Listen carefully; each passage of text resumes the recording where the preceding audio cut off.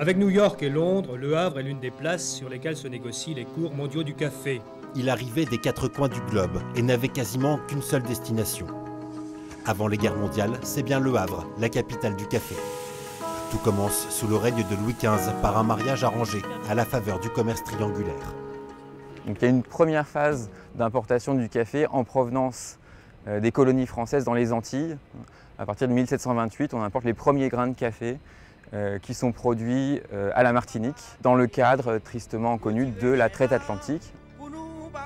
Dans la seconde moitié du 19e siècle, Le Havre s'impose comme la place forte du négoce de café, principalement importé du Brésil. La demande explose, l'activité économique se développe. Alors là, c'est l'un des clippers typiques qui sont construits au Havre à la fin du 19e siècle. On les appelait les hirondelles de Rio. Ce sont des trois mâts avec une forme très effilée qui leur permet d'être rapides et de rallier Le Havre, Rio de Janeiro en à peine plus d'un mois. Ils arrivaient de Rio chargés de 7500 sacs de café par bateau. Pour décharger ces sacs, l'immense hangar 36 est bâti tout le long de ce qui est aujourd'hui le bassin Paul Vatine. En 1908, le record de 3,6 millions de sacs simultanés est atteint. La débarque se mécanise. Voilà, il y a une modernisation logistique tout au long du 19e siècle. À peu près tous les 10 ans, un nouveau bassin à flot est construit.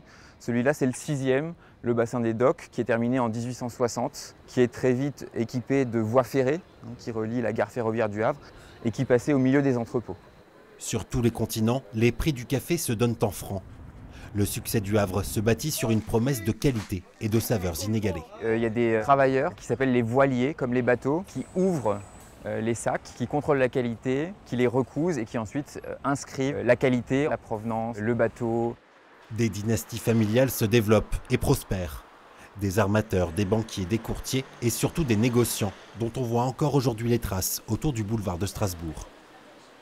Il y a dans une dizaine de rues autour de ce boulevard 170 maisons de négoce du café vers 1900. Et on les repère avec ces rez-de-chaussée qui ont des fenêtres beaucoup plus larges qui étaient destinées aux salles de triage. Les deux guerres mondiales donnent un coup d'arrêt à cette croissance.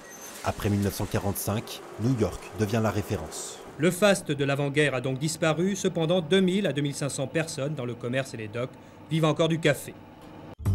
Il existe encore aujourd'hui une tradition caféière dans la cité Océane. Bruno Michaud est le descendant d'une longue lignée de professionnels du café. Quand on regarde le café, donc le café vert, on voit qu'il a très peu de défauts. Chaque personne connaît quelqu'un de sa famille, de près ou de loin, qui a travaillé dans le café en fait, au Havre. Beaucoup de Havrais en fait, sont lancés dans différents métiers, torréfaction, dégustation, sélection des cafés verts. Et effectivement, à la brûlerie du Havre, mon grand-père était axé sur les cafés de haute qualité. Difficile d'effacer 3 siècles d'hégémonie. Des grains du monde entier continuent d'arriver. Il reste quand même beaucoup de torréfacteurs indépendants. On a un petit savoir-faire quand même qui est assez réputé au niveau de la torréfaction et de la connaissance du café en général.